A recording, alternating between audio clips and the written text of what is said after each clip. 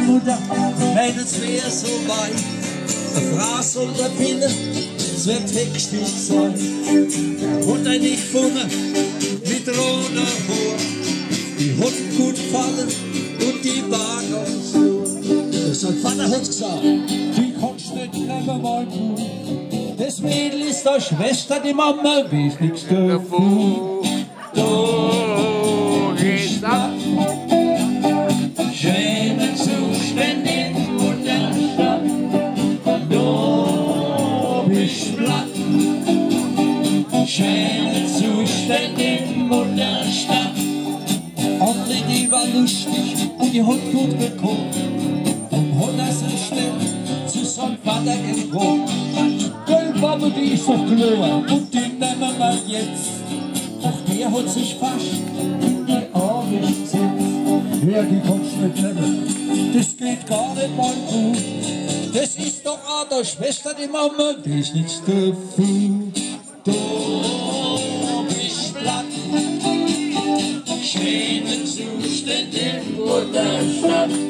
Da bist platt. Schöne Zustände in Mutterstadt.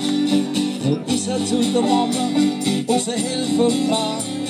Die hat laut gelacht und hat zugesagt: Jo, heirat du morgen, dann so ist das nicht. Das ist dein Papa nicht, dein Papa ist das, weiß dein Papa nicht. Du bist platt. Schöne Zustände in Mutterstadt. Du bist platt. Schöne Zustände in Mutterstadt.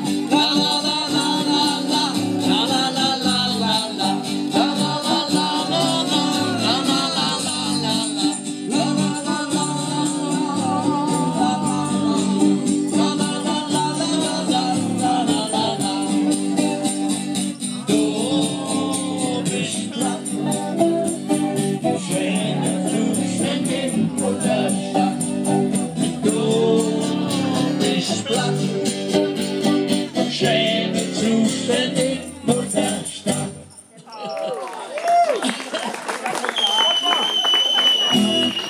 Dankeschön. Ja, der Ottmar geht da.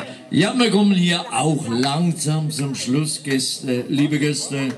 Ja, wir machen euch wie immer, da bitten wir euch vielleicht alle aufzustehen, unsere Hymne